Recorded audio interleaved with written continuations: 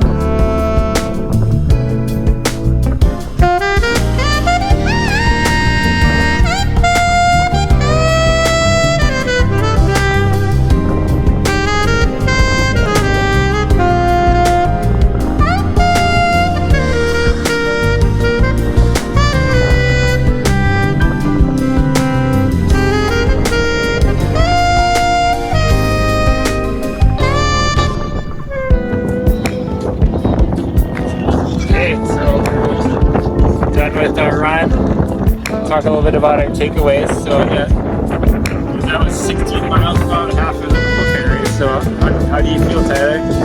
I'm exhausted. I'm burnt. So, like Jello. Yeah. About the bumps, riding the bumps. What good takeaways from? Pretty challenging to ride bumps today, especially in the beginning. Early on, it was really tough because there wasn't a lot of wind. without that like wind gust, it was pretty challenging to find the bumps. I also found like you really got to focus on digging in when you at the right time, because I would get kind of complacent and start like just paddling like normal and not digging in when that, and I think that slowed me down a lot because Big speed difference, right? If you catch the bumps, resting in between. yeah, it's a big difference. So then I'd rest and get in like a normal paddle rhythm, and then go back to digging in on the bumps, and definitely a lot faster when you start doing that. So to be able to do that consistently with you guys, that's pretty gnarly, because you're paddling a lot harder on the digging in when you're like, you know, 2-3 short quick strokes right on the edge of the pond, you know. So good fun. I think it was good fun. Yeah. What about you, Roland? You were the fastest today, so you're probably about a mile ahead of me. So Yeah, today was definitely less wind. Hey, Brad. Yeah. we're just talking about our takeaways. What's your takeaway from Brad had fun. You took the inside line, yeah. I thought you guys were going to take the inside of mine too. I waited for you at the red buoy. Oh, yeah. I was looking for you. I didn't see you. We kind of took it in between lines. Yeah, I was about a mile, I would say, inside of last 2 weeks ago. So I was inside a lot more than I was 2 weeks ago. Good protein drinks. Cheers. Is that your last one or no? You have to forget. Thank you. Cheers. Go in there. Yes, sir. Good protein. All right, so yeah, Roland. So when you were just flying, I guess you just have a really good average speed. Why you just were catching a lot of bumps, or Yeah. You know, I think certain boards are dialed with different conditions better. This particular board that I'm on, I think glides in small bumps really well and holds them. It gets much bigger bumps and it has a tendency to curl. But, yeah, good average speeds, I think, today.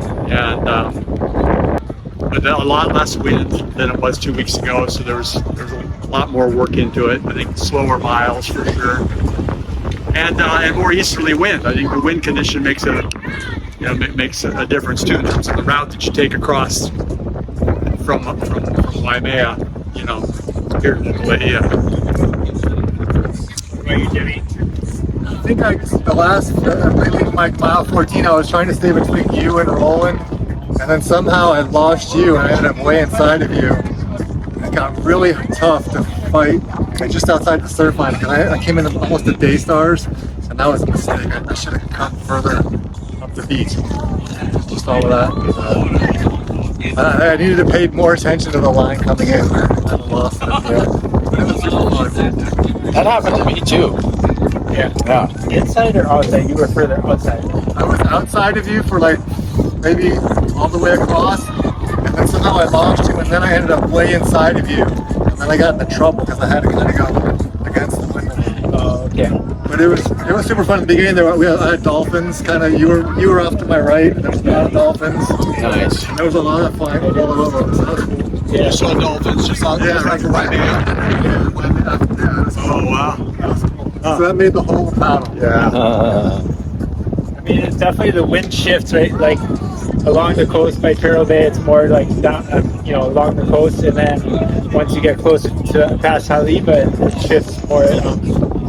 Like the coastline changes and the wind kind of follows the coastline, so kind of work to stay inside and then later go right. But you were took more direct line. Like the bumps were kind of pushing more To the left. faster to the left, but then and then at the end I was catching good ones to the right. But I don't know. Yeah, it's always hard to know exactly what's good to do.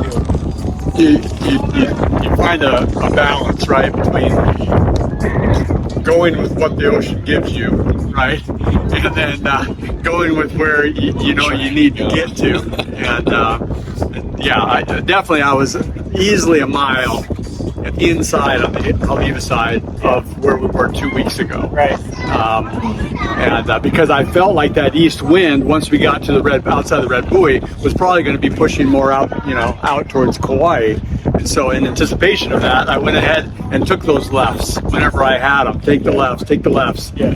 And then well past Haleiwa, probably 2 miles or so, I realized, wow, the wind actually is continuing to push towards shore.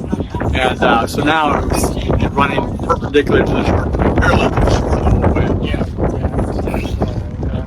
But Tyler, you mentioned something earlier, which, as we get older,